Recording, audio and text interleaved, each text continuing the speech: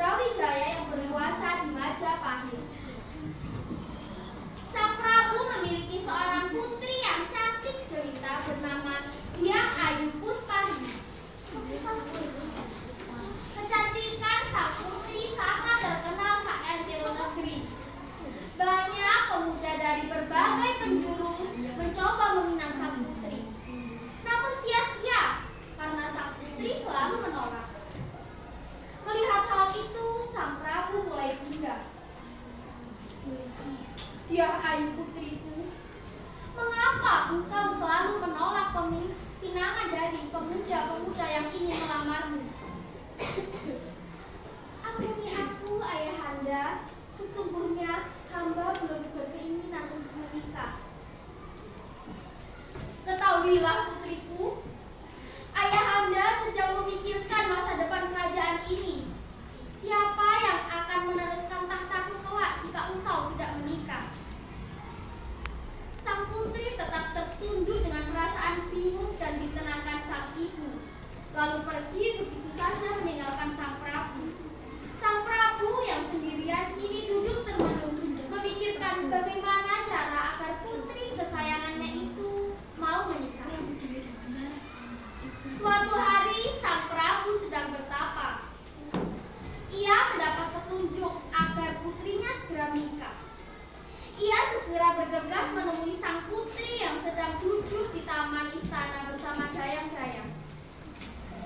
Wahai putriku tercinta, Ayahanda tahu engkau menginginkan suami yang hebat dan sakti mandraguna serta tampan. Ayahanda memiliki ide. Ide apa, Ayahanda? Akan diadakan sayembara bagi siapapun laki-laki yang dapat merentangkan busur Kiai Garuda yang sah dan mengangkat gong Kiai Sekar kelima, maka dialah orang yang berhak meminangmu. Sendiko dawuh, Ayahanda. Prabu Brawijaya pun segera memerintahkan pengawal untuk mengumumkan sayembara ini kepada seluruh rakyat Nusantara. Hari berganti hari. Sang putri bingung dengan keputusan yang telah ia ambil. Ia sering merenung dan berharap suaminya kelak benar-benar laki-laki yang tampan dan sakti mandraguna. Ia juga tahu bahwa pusaka yang digunakan dalam sayembara bukan sembarang pusaka. Tak sembarang orang mampu menaklukkannya.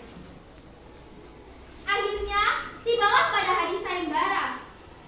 Para peserta dari seluruh penjuru negeri berkumpul di alun-alun istana.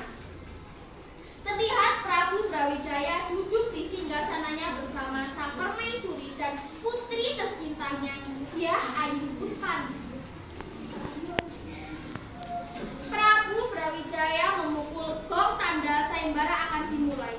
Dung, dung, dung. Secara bergantian, peserta pun mulai merentangkan busur Kiai mengangkat gong Kiai Garuda Yaksa dan merentangkan gong Kiai Sekar kelima. Namun tidak ada yang berhasil. Banyak peserta mengalami cedera. Ada yang patah tulang, ada yang patah punggung, tidak ada yang kuat mengangkat gong dan merentangkan busur itu. Prabu Brawijaya pun mulai gelisah. Bagaimana ini? Tak ada satupun yang berhasil mengangkat gong dan merentangkan busur. Apakah putriku tidak akan menikah? Tidak, putriku harus tetap menikah, kata permaisuri. Ketika Prabu Brawijaya akan memukul gong tanda sayembara akan usai, terdengar derap langkah dari kejauhan. Duk, duk, duk. Ada seorang pria dengan tubuh kekar berkepala lembu dari kejauhan. Pria itu menemui sang Prabu dan bertanya, "Ampun, wahai sang Prabu, perkenankan hamba mengikuti sayembara ini." Prabu pun terdiam sejenak sambil memikir. "Baiklah, kau boleh mengikuti sayembara ini."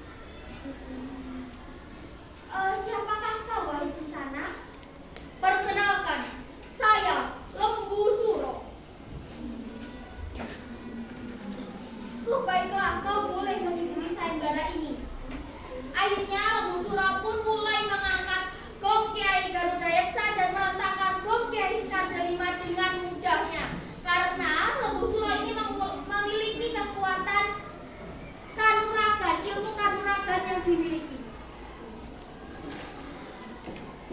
Lembu Suro pun sangat senang dan dalam hatinya mengatakan, "Aku akan mempersuntingmu, Tuan Putri." Hahaha. Kemenangan Lembu Suro disambut tepuk tangan meriah dari para peserta yang gagal tadi. Untuk menjaga harkat dan martabatnya, Prabu Brawijaya pun mengangkat tangan Lembu Suro dan mengumumkannya sebagai pemenang.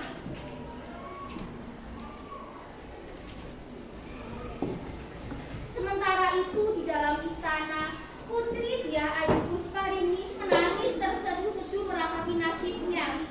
Berhari-hari ia mengurung diri dalam kamar. Ia tidak mau makan dan juga minum. Melihat tuannya sedang sedih, seorang inang pengasuh berusaha untuk menenangkan sang putri.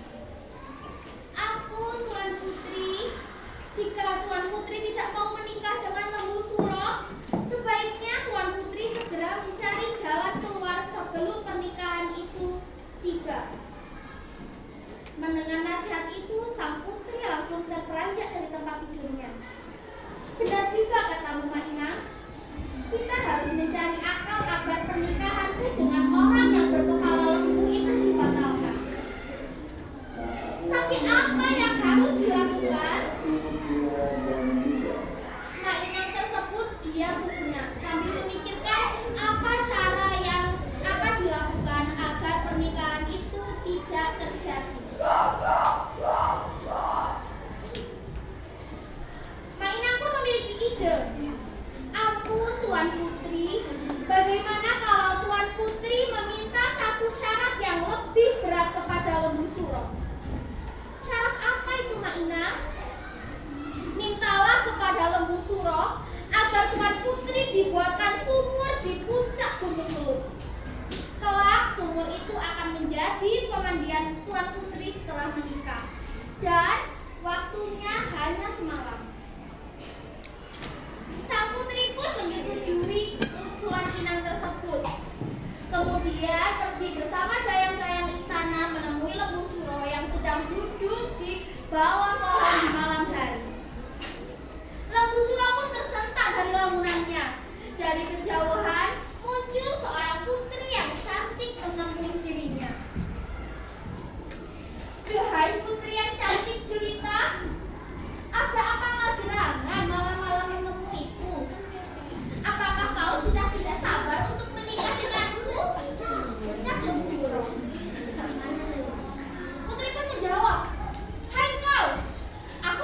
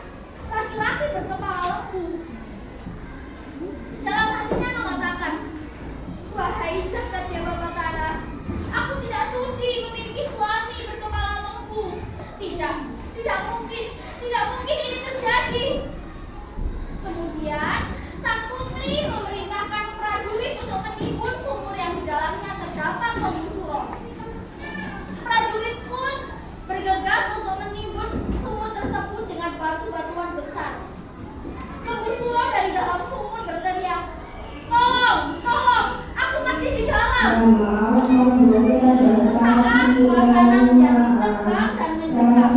Tiba-tiba cuaca menjadi aneh. Awan hitam berputar-putar di atas gunung. Angin bertiup kencang.